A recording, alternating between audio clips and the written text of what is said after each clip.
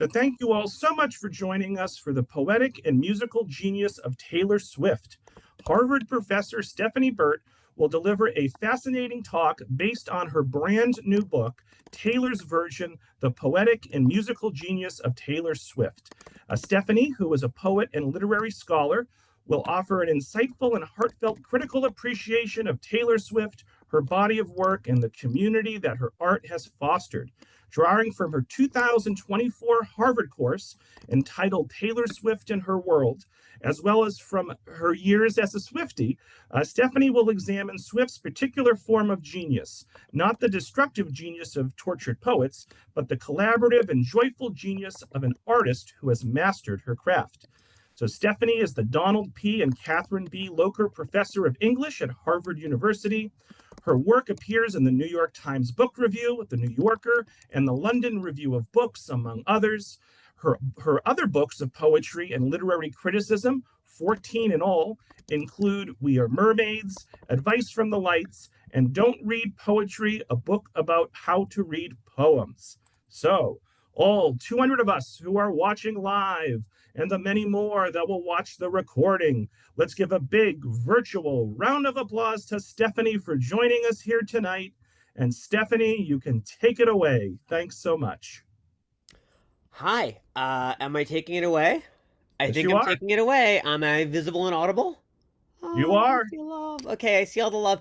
Thank you so much for spending part of your evening with me, and thank you to Robert, and thank you to all of the Massachusetts Public Library system people who have made this happen. Public libraries are some of the best things that we have. So I'm going to talk a bit about what made Taylor such a big deal, why she has become the world phenomenon that she has, and then we'll stop for questions. Because I get asked that a lot. As some of you know, I've got a brand new book, Taylor's Version: The Musical and Poetic Genius of Taylor Swift, out now from Basic Books, which we hope you will check out of public libraries, encourage local libraries to purchase, or perhaps purchase yourself. And Robert, did you say there was a link in the chat? There will be a link within the next 3 minutes, Stephanie. That would be great. Yeah, my publisher will be extremely upset if there's no link in the chat.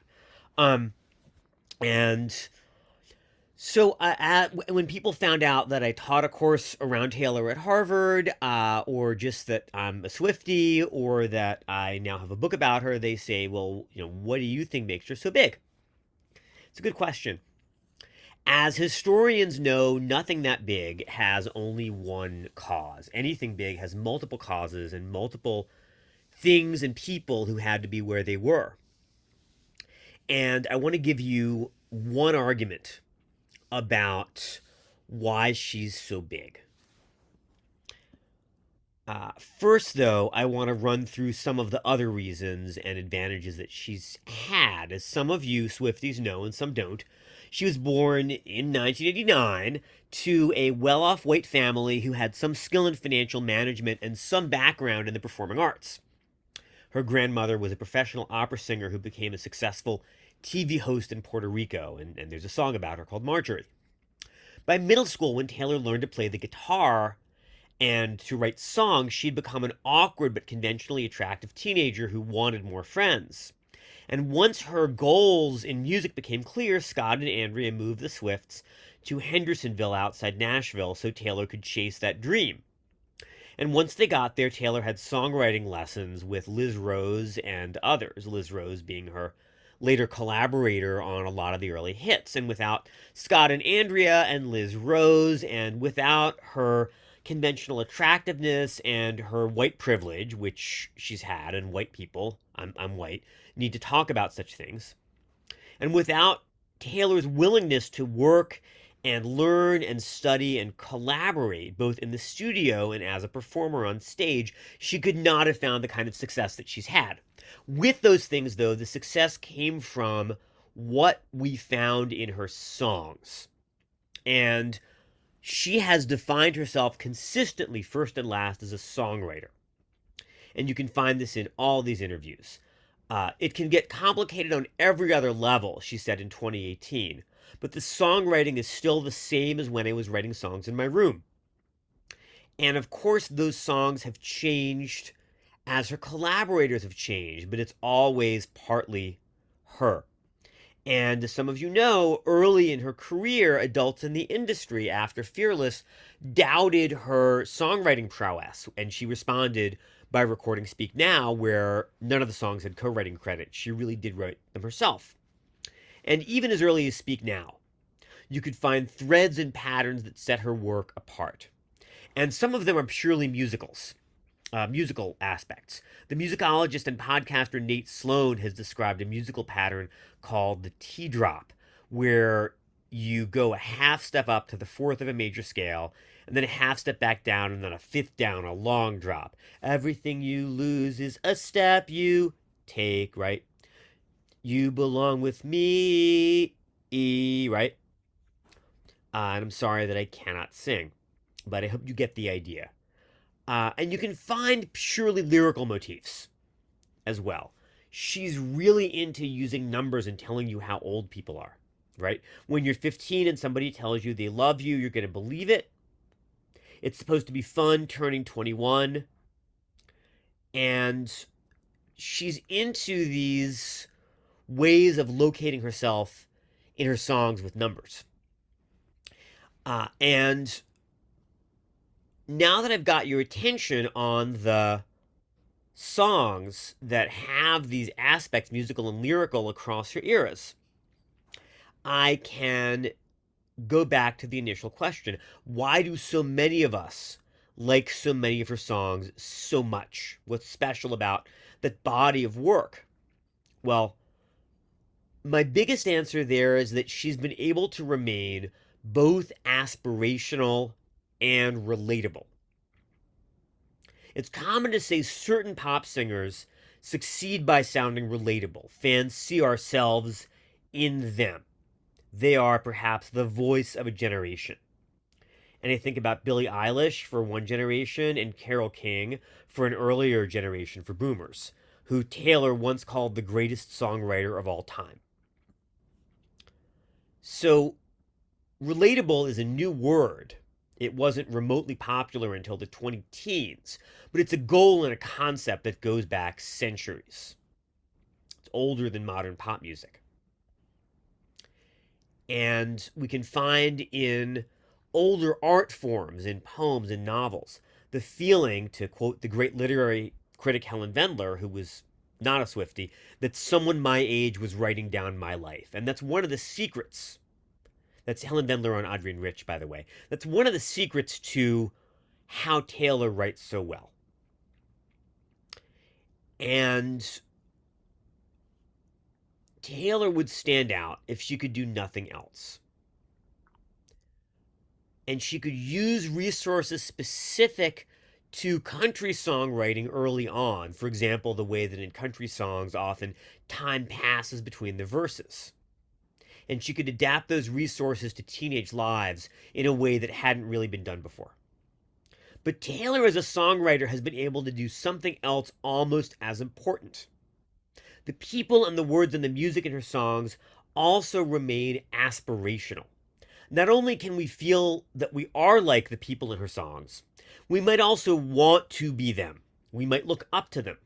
We might see them as more exciting versions of ourselves. And you can find great pop songwriters and performers who've been aspirational before Taylor. Sometimes you can find great pop songwriters who are aspirational in one song and relatable in another. And if there are David Bowie people here, Life on Mars is a tremendously relatable song, and Ziggy Stardust is an aspirational figure. He literally, came to Earth from space for us. You can find pop stars who have been aspirational, stars in the firmament to whom we can't really aspire as much as we love them, all over. Prince is like that. Beyonce is like that. That's why she's the queen. And often they're writing songs that are hard to sing. You can't just sing like Beyonce because you want to. And Taylor's songwriting, even early on, establishes her and her characters as aspirational too. Teardrops on My Guitar invites us into Taylor's crush on Drew, who's dating a higher status girl. That's relatable. But the song also reminds us that Taylor has that guitar and she's writing this song, and that's aspirational. I think here of the song 15 from Fearless. Who needs advice at 15 about not dating the boy on the football team? Who needs advice about what to do when senior guys think you're cute and say they haven't seen you around before? It's girls who look conventionally attractive who belong in the high status straight passing dating pool. A lot of us had it worse. Some of us, though not me, got stuffed in trash cans. The middle school Taylor in the song The Best Day, also from Fearless, had a terrible time with her mean girl ex-friends, but she also came home to the very best mom she could imagine. Hi, Mom. Again, because Taylor is a songwriter, not a poet or a novelist, you do have to hear the music to see how that works.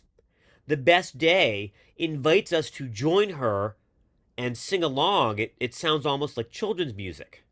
But then there's that pre-chorus, and we get the strong support she gets from her mother in the way the chorus melody resolves from the seventh of the scale to the root.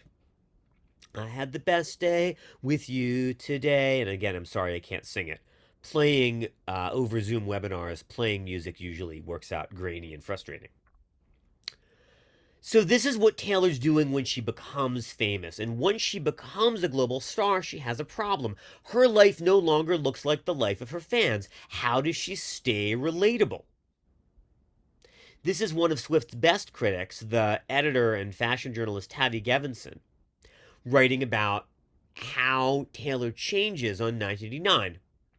Another songwriter could tell you what it's like to be picked up by a guy in a fast car, but only Taylor could tell you what it's like to be picked up by Harry Styles in a fast car. That's her song Style.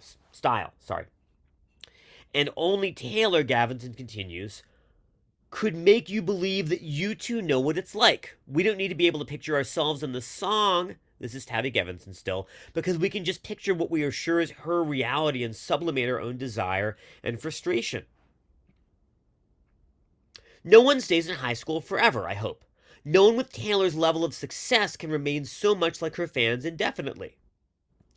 So how does she stay relatable as a songwriter when she's no longer like her fans? Well, one is by staying in flight from who she used to be, and then going back to it every so often. Taylor really never stopped growing up if growing up means changing and reevaluating and rejecting your previous selves. And that happens in 1989, where she says we're all bored. Life is just a classroom. Each day our castles fall and we go out dancing to build them again. We may also feel like the characters that she creates.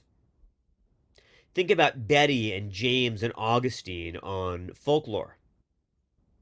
We can see ourselves in some of those characters and the messes that they've made. Poor James is only 17. He doesn't know anything, but he did have that one exciting summer.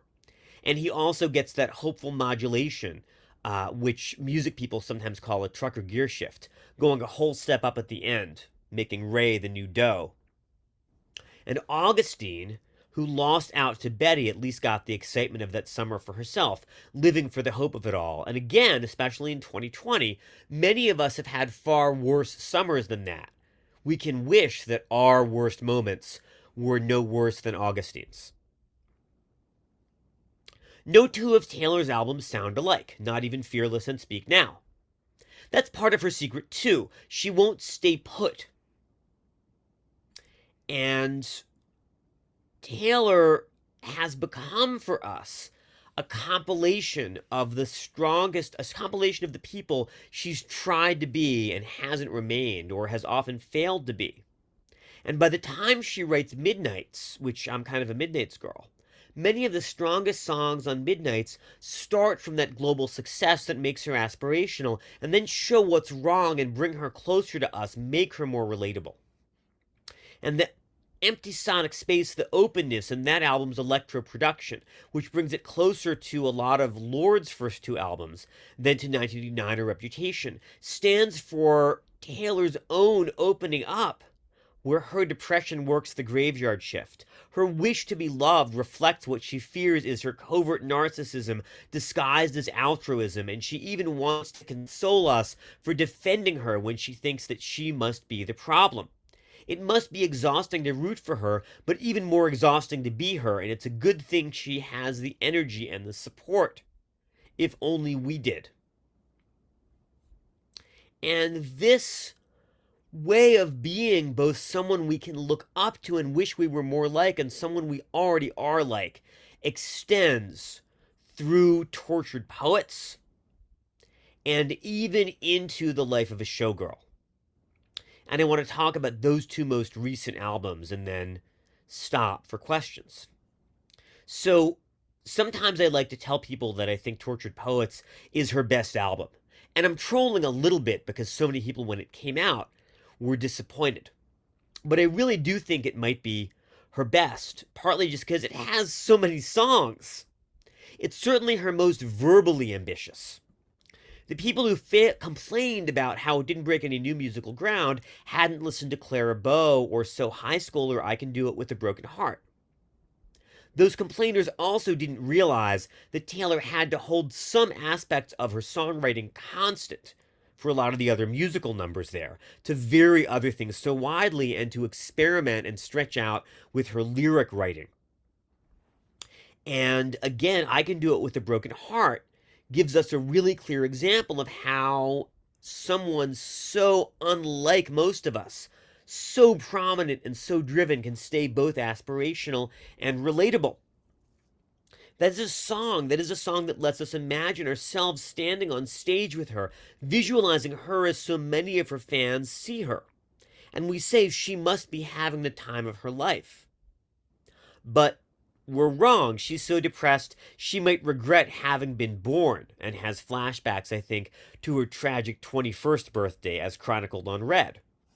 We too have had to perform and to work and to stand up and pretend that nothing's wrong when everything feels wrong. It's a song about masking, about exhausting yourself because this show must go on. And very few of us have had that feeling on stage in front of a football stadium full of people. But a lot of us have felt that way in the classroom as teachers, as students, or at a family meal in front of our kids or our parents or our siblings.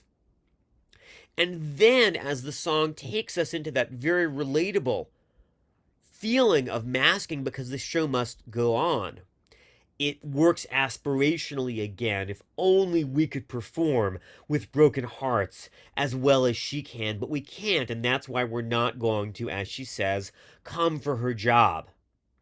And then what the new album, and I'm going to stop here if that's okay, what the new album tells us, The Life of a Showgirl, which came out too late to be in my book, Taylor's version, where I write about all the others and about the tour, what the new album says is that she's not going to stop doing that job that we can try and come for. She can't, she couldn't, even if she wanted, and she'd be another person entirely if she ever wanted to stop, even though she also now wants to make music about settling down with the one right guy and perhaps about starting a family. Showgirl reminds me a lot, now that I've listened to it over and over and written about it. It's going to be out if you read it in the Yale Review any day now. Showgirl reminds me of Lover, not just because it's glossy and pop-oriented and uneven, but because it's gone out into the world with a narrative about happiness, dawn, daylight, an opalite sky, with a narrative about how the whole thing describes romantic commitment. But that's not really what holds the album together or drives its strongest songs. Instead, I think Showgirl is an album about looking back, about retrospect, about coming to a place in your life where you can stop and make art, about looking back on all the people you were before. That's what The Fate of Ophelia, the single, is doing. Taylor might have ended up like all these other artsy, privileged guys who fall for tortured men who write poetry, not literally drowned like Ophelia from Hamlet, but submerged in their self-involved sorrow. She lived in fantasy, like the fantasy outcome in her earlier rewrite of Romeo and Juliet love story. But now she's going to become somebody better and healthier with help. all her songs about Travis Kelce let her rewrite earlier stories about how she thought nobody would accept her as she is. That's what's happening in Opalite. It's also what's happening in Eldest Daughter, which is a song so ambitious that it took a few listens from me to see how it holds together. And it's a song where she promises her lover that the childhood joy she feels once again with him will not fade. And again, she's understanding her present happiness to which we can aspire or relate by way of looking back to her self-suppression, trying to be punk rock on the internet, and then to the days before that self-suppression, that masking kicked in, and she's doing that musically too. Those slow piano chords repeat at the beginning of Eldest Daughter when she complains that everybody's punk rock on the internet. Afraid, that is, to show warmth. And the second verse looks back to the song 7 from Folklore, where we're told how Swift felt on a trampoline in somebody's backyard when she was 8 or 9. Just before she became this careful eldest daughter, picking up, as she says, cautious discretion. And she's looking back, I think, also to earlier songs like But Daddy, I Love Him, or I Knew You Were Trouble, where growing up precocious meant not growing up at all, and led her to fall for bad boys. And she sang about those bad boys over and over to us, and now she's into a good one, and all the best parts of that album look back in some way, and it looks back to how Swift sees her future. She's come from privilege. She can finally do whatever she wants, and she's going to stay there for us, speaking to us, giving us versions of herself that can show us to ourselves and also give us someone that we might wish we were, just as she is looking up to Kitty the Showgirl in the album closing track. And what that last track and the whole album tells her is that she is going to stay there for us on stage. And I think we can stop there, if you're not tired of me already. Yeah, no, great. So, folks, thank you for your patience. It is question time. It is question time. So let's give Stephanie a big virtual round of applause for some great remarks. And we will now take questions from the audience. So don't be shy. If you have any questions, please type them into the chat or into the Q&A, and I will be monitoring both. Stephanie, just taking a step back. So your book was published last Tuesday. Yeah. Can you tell us how the concept for the book came about? Why you wrote the book, how long it took you to write the book, and how the book's been doing over the last 10 days. Thank you for asking. So I have been someone who thought about songwriting as an art form for quite a while during the period of my life when I was mostly writing about poets and poetry, which, I still do. Ask me about poets. I did, think a lot about songwriting and about my favorite songwriters. But during that earlier period, my favorite songwriters who I really had a lot to say about were not commercial propositions and not subjects of sustained academic interest either. And, I could write an entire book about the Sarah record scene around Heavenly and Blue Boy and like the Field Mice in Bristol, England, and Oxford and Reading, England in the early 90s and late 80s. But nobody and not enough people would buy it, and I didn't really have the ability to write that, and I wanted to write other books about poetry first. And it now looks like I'm going to be writing a book about the extremely underrated 80s indie band Game Theory and their preeminent songwriter Scott Miller. But again, that's a book I never thought I'd get to write because those are not people with a wide audience. And with Taylor, I've got a songwriter who I just love and think about all the time, who happens to be one of the world's most famous people. And when my students in another class at Harvard where I teach found out that I was a Swiftie, they asked if I would help them write about Taylor, and I offered to teach a class, and I thought the class would have like 12 people or 20 people, and we listed the class, and it ended up with 200. We had a lecture hall and a grand piano and a bunch of teaching assistants and some guest stars. And the class was so much fun, and it got more publicity than I would ever have expected or anticipated. The Today Show showed up. Ecuadorian radio and Singaporean newspapers showed up. It got all the publicity, and I got asked to turn the class into a book.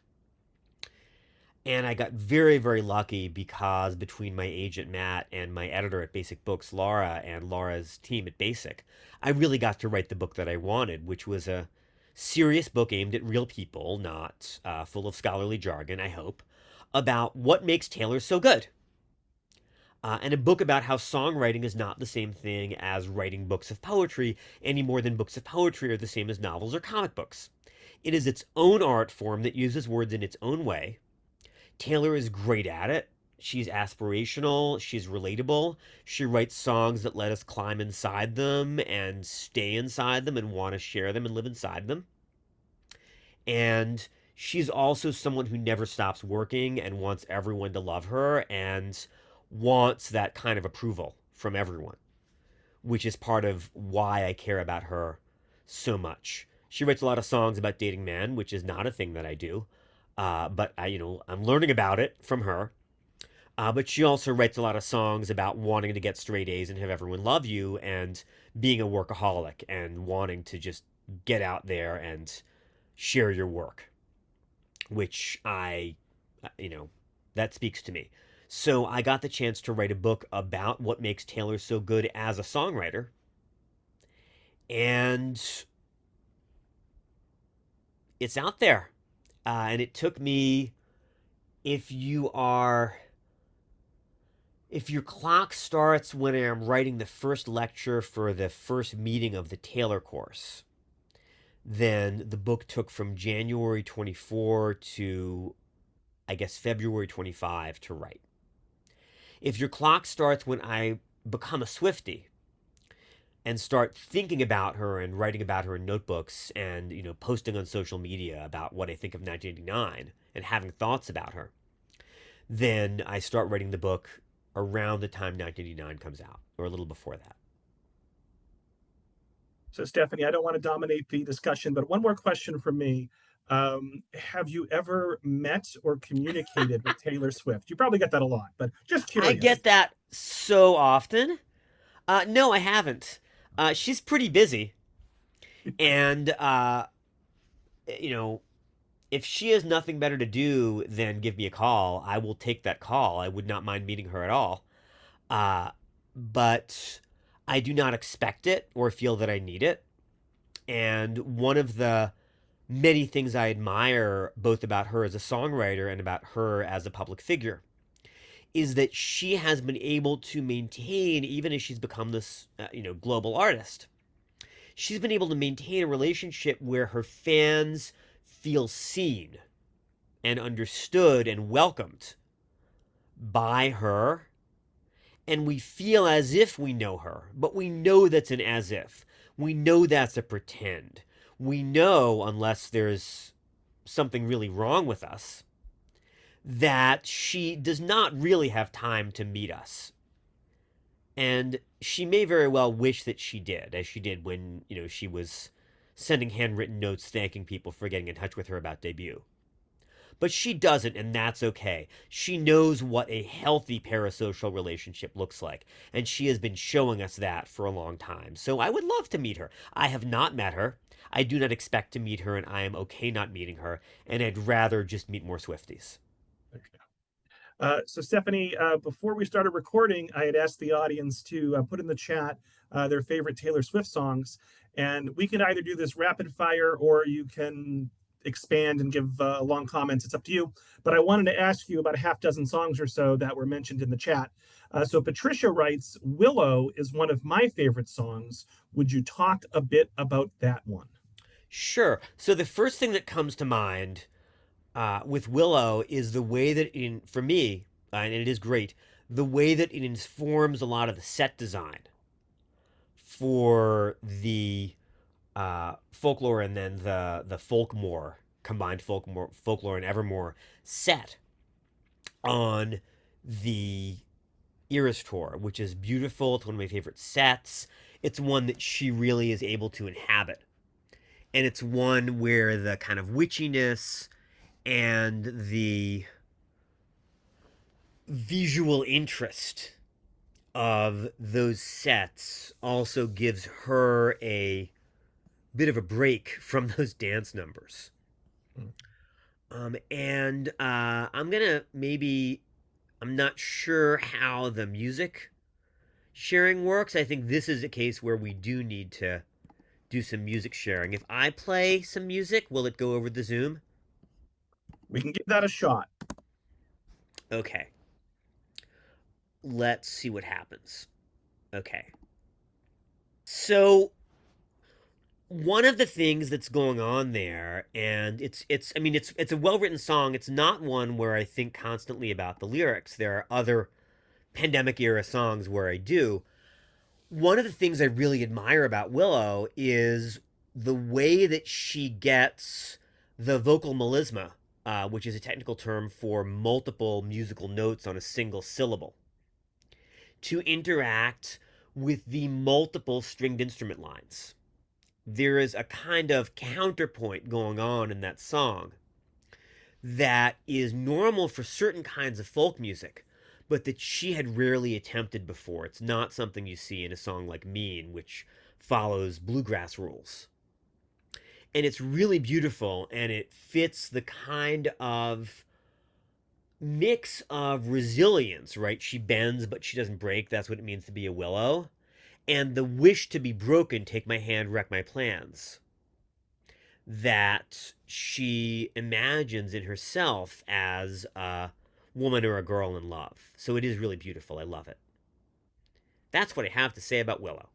Oh, that's great. That's Next wonderful. up, Yeah. So I think the song that got the most response from the chat is Shake It Off.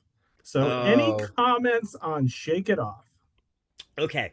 I got asked the last time I did one of these, what song from 1989 generated the most class discussion and the most sort of teaching. And the answer to that was Shake It Off by a lot. Because it's a lot of fun. It is a kind of bop that she hasn't really succeeded in making before. You can dance to it.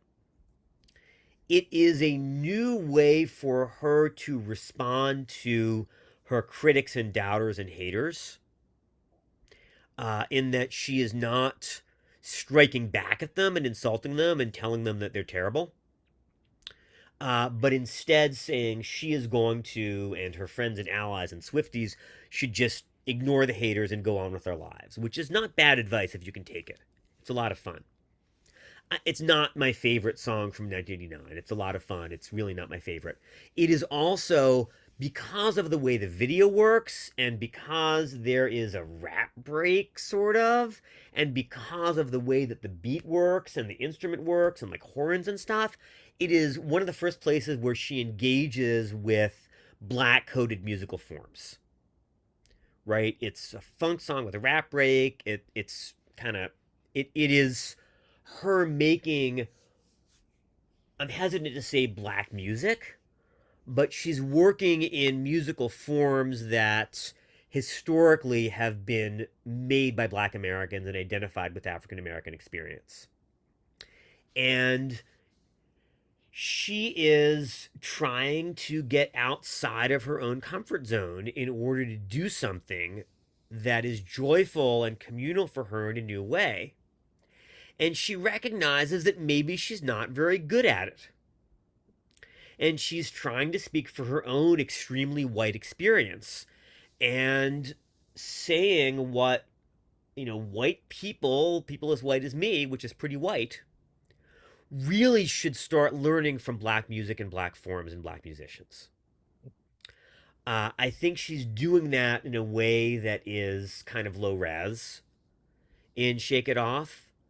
It's a lot of fun, but I don't know that the lyrics or the construction can hold up to sort of minute scrutiny the way that her later attempts to do similar things on Reputation do. But I think Shake It Off as an attempt to think about whiteness and about black American music is pretty interesting. And the video is even more interesting because she is saying look, I need to learn from these black people who are doing something that is not natural to me, that I'm never going to be great at. And you out there, all of you Swifties, don't only do things you're comfortable with, don't only do things you're great at. So I like that. Let me follow up, Stephanie. You had said that "Shake It Off" is not your favorite song No. from the 1989 album. So, what is your favorite song from the 1989 album? I mean, it depends on the day, but 22 probably. Mm-hmm. New Romantics. Mm-hmm. Sometimes it's Out of the Woods. Mm-hmm. Yep. I like Style a lot, but 22 is so achingly, exhilaratingly in search of a moment of shared joy. And a moment of shared joy that is importantly not about finding the right guy, right? That is, let's go out with our friends. And it also contains its own beautiful irony. I talk about this in the book. If you say it's beginning to feel a lot like Christmas, that means one thing if it's December 12th or 13th, her birthday. It means another thing if it's Christmas, right? If you say, I don't know about you, but I'm feeling 22, that suggests that in some sense you're not really 22 or no longer 22 or need to establish that you are having the carefree young adult moment that your peers might be experiencing unself consciously. And honestly, Taylor hasn't done anything unself consciously since she was 8 or 9 on that trampoline. If you're going to find that joy in your life, you need to find it in a way that notices that you're always self conscious. So I identify with that. So, Stephanie, the next most popular song, according to the chat, and this might be recency bias, is "The Fate of Ophelia." So, could you talk a Yeah. bit about that song? Oh yeah, yeah. I think it's good. I think it's catchy. I think it's a good choice for the first single. I think it is a good illustration of something that my friend Matt Bailey Shea writes about in his book Lines and Lyrics, which I quote in my book on Taylor, which is how pop songwriting, as well as honestly, classical songwriting, opera and lieder, and art music, composed music, sheet music, songwriters can take words and stretch them out and deform them and do really strange things with them that work because of the way that they are sung that would never work on the page. You saved me from the fate of Ophelia, right? And I think it's beautiful because of the way that she changes those words to fit the melodies. And I think it's beautiful because of the way that the open spaces and the verses fill themselves up in the chorus. Right? If you think about the way it begins, da da da da da da da da da da, there's a lot of open space in those verses that fills up in the chorus. And it's also a song that's very careful about what she says her relationship to Hamlet is. She wasn't actually going to drown herself if she didn't find Travis Kelsey. But she was going to keep throwing herself at self absorbed, unsuitable, selfish, tortured poets. And Hamlet, the guy, is not good dating material. He really blows off his girlfriend because he's more interested in his dad and his legacy and purgatory and heaven and hell and possibly his mom and who knows. Uh, as Taylor says elsewhere, putting someone first only works when you're in the top 5. And Ophelia in Shakespeare's Hamlet is not actually in Hamlet's top 5. And the way that Travis saved her from the fate of Ophelia is by taking her seriously, not just as a hot, age appropriate woman in his dating pool, but as an equal, as an ally, as someone who's there for her. I think that's cool. I'm rooting for them. All right, so let me get to the audience Q&A, Stephanie. We have a good 7 or 8 questions. We probably won't get to all of them. And folks, continue to get your questions in. So I'm just going to randomly ask these in no particular order, Stephanie. So an anonymous attendee asks, do you think Taylor will continue to be as productive professionally over the next decade as she has been over the past two? I think she'll continue to be productive professionally. She's going to keep writing and recording and making albums and being out there as a songwriter and a musician in the world. Uh, and I think she thinks so too. That's the whole point of ending the life of a showgirl with the title track. Her life is going to change, and is she going to tour again? I don't know. It is a world historical experience to do a Taylor Swift tour. If you're Taylor, or even if you're working on that tour. And it's possible that she will say to herself, as the Beatles said after, I think, 65, we're not doing that again. Now, the Beatles said it for different reasons. The Beatles stopped touring partly because the Beatlemaniacs were cheering so loud and screaming so loud in the stadium that no one could hear the music. And why would you do that to yourself again? Uh, Taylor may decide to do, limited secret shows, which other major artists have done for a long time. She may decide to do limited tours where she only plays 8 football stadiums. Yes, I did go to the Eras tour. I did see that, and I loved it.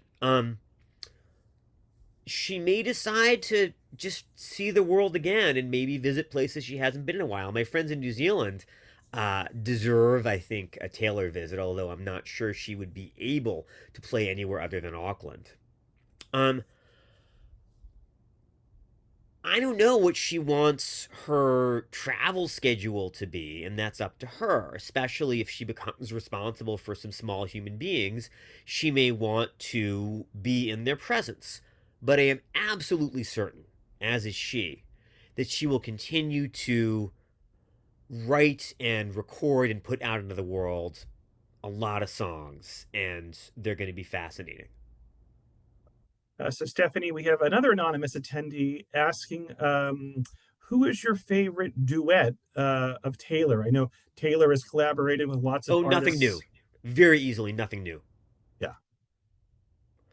All right. Uh, I mean, both because I love Phoebe Bridgers' voice, and I love what Taylor is doing with herself and Phoebe, and the way that's a song about generational succession, and because I love the song so much. And as I talk about that in the book too. But I really have a soft spot. I feel seen by the songs where Taylor thinks about herself as a writer, as an artist, as someone who really wants everyone to love her and is afraid people will stop loving her. And uh, that really speaks to me. Nothing new. Hey, Next. another anonymous attendee. Everyone's being anonymous tonight, Stephanie. So an That's okay. anonymous, that's fine. No pressure. It's just an odd situation. Thank you for So curating. yeah, oh yeah. So this is sort of a two-parter. I'm going to ask one, and then I'll ask the other afterwards. But does Stephanie think Taylor is as self-aware as Stephanie is aware of Taylor? I mean, Taylor could not be more self aware. Being aware of yourself as an artist and as a human being is different in kind from being aware of an artist and their art as a critic or as a fan. It's really chalk and cheese. They're different kinds of awareness. But I think Taylor thinks and cares a lot about how other people see her. In fact, she's written some great songs about how she believes that she cares too much about how other people see her. You wouldn't need to tell yourself to shake it off that much if you really didn't care what people think, right? Prince didn't care what people thought. He wanted to sell records and have fans and have people love him, but like Prince knew he was a genius who could do whatever the heck he wanted. Um, and Taylor is not only aware of herself, she's aware of us. And she knows what she's doing. That doesn't mean she never gets anything wrong. I think she's made some mistakes and written some songs that really do not land. But nobody bats 1,000. She has, I think she absolutely knows what she's doing. So the same attendee also asks for your thoughts on how Taylor communicates to us with visuals, like her videos, her acting, the sets, the costumes, and then they thank you for your presentation. Oh, thank you for being here. And if you've got tons of questions, I can stick around for a bit after 8. I don't want to have people let down. I don't have 3.5 hours of dance moves for you, but I can stay around for a bit longer. Um, so Taylor is very aware of her visual presence, as I'm very aware of mine. I'm trying not to get a backache. Sorry about that. Are we still good? Yes, yeah. Thank you. Sorry. Um, she is very aware that being a star and being a public figure and communicating, getting her music out there requires a great deal of visual presence in our visual culture. That's not what she got into this to do. She got into this because she was, as she said, writing songs in my room. She is aware that she is conventionally attractive and not very hard to put on camera. And, good for her.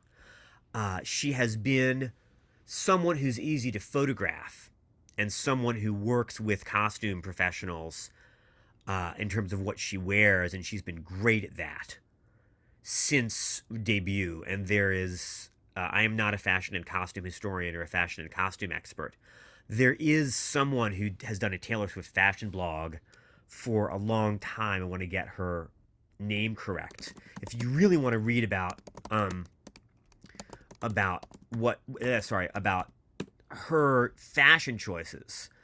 What you want is a book by, there's a couple of them, but the good one is by Sarah Chappell, Chapelle. It's called Taylor Swift Style. It's very, very good. She really knows what she's doing. Stephanie, can I stop you for 1 second? Yeah. Shameless plug. We are hosting her on Monday, October 20th at 7 o'clock.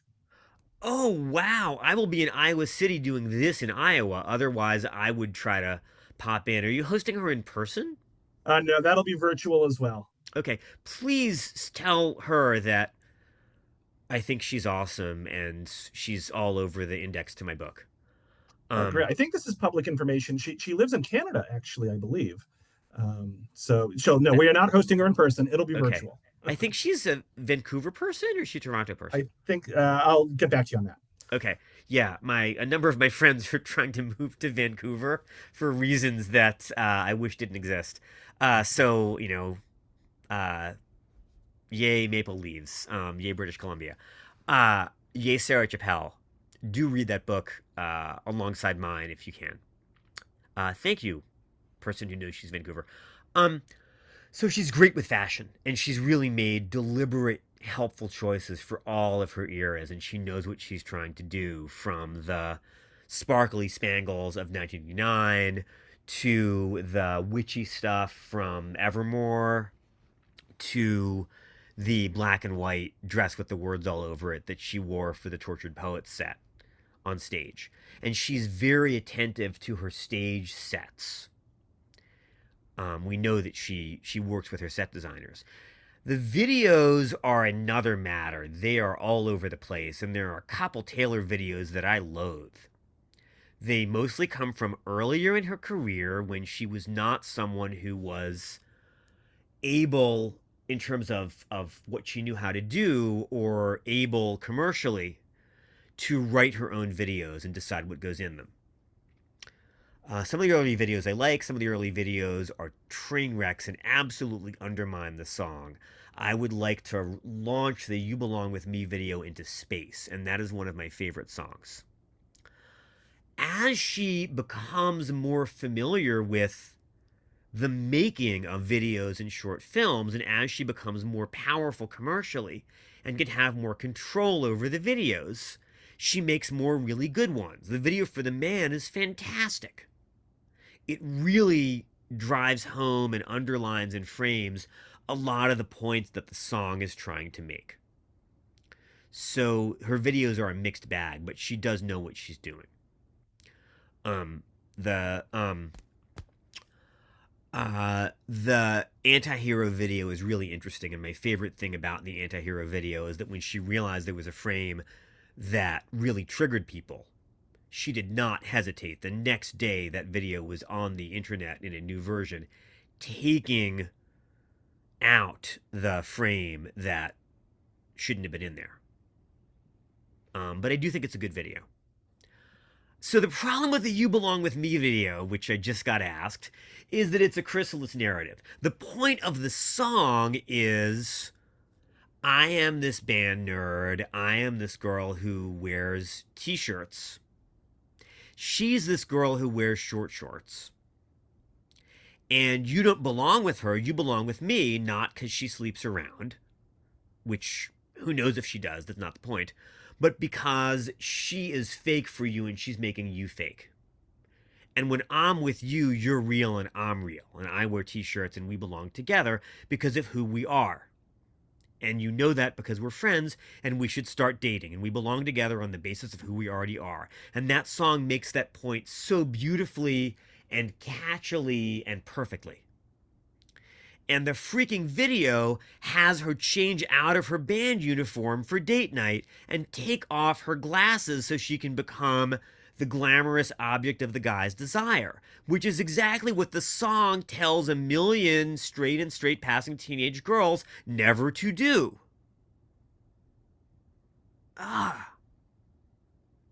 The band uniform itself is fun, though.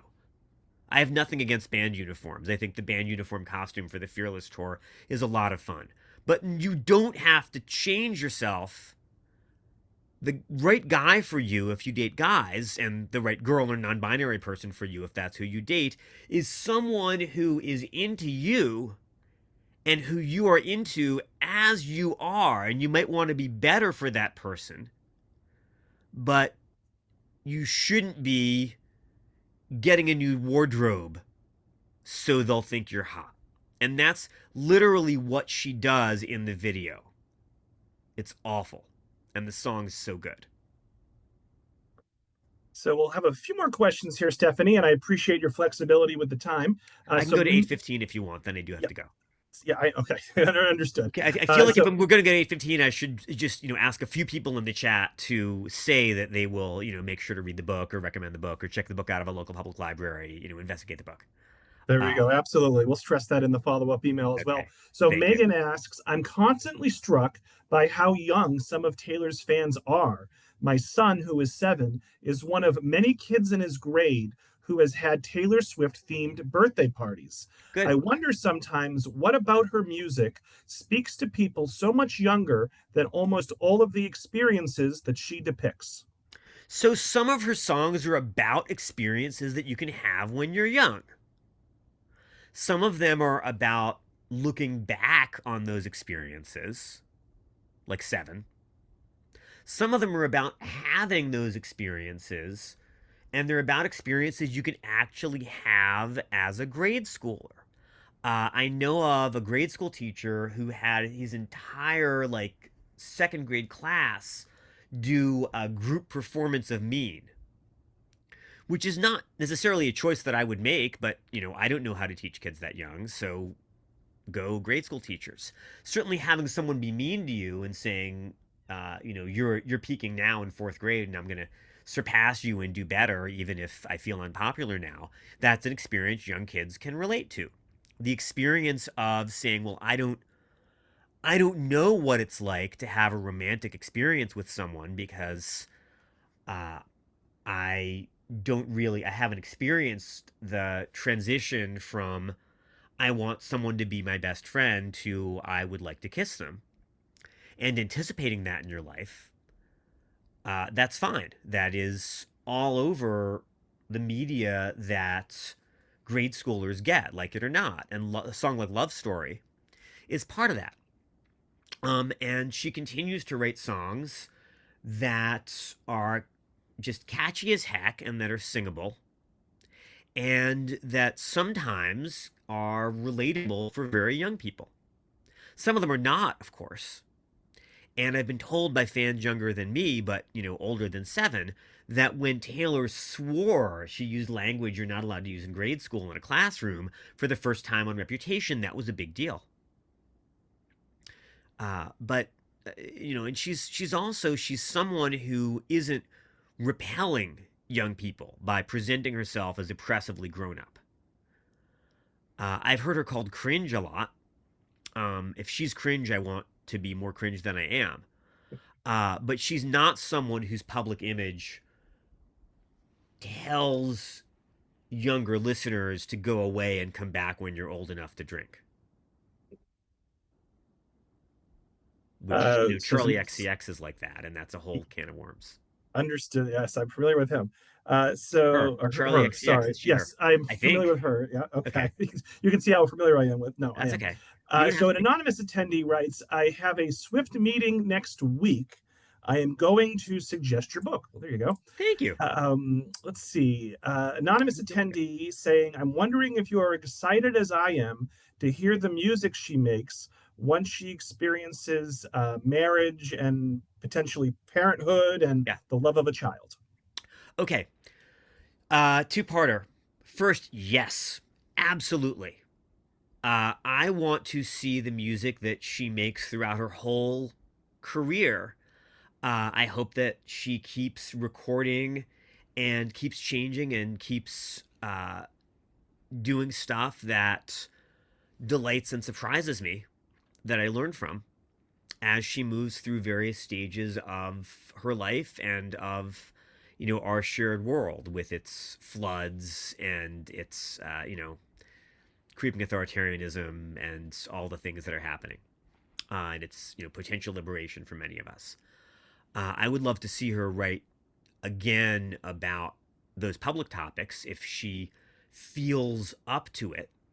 If she can write something like Miss Americana and the Heartbread Prince, which is one of her best songs.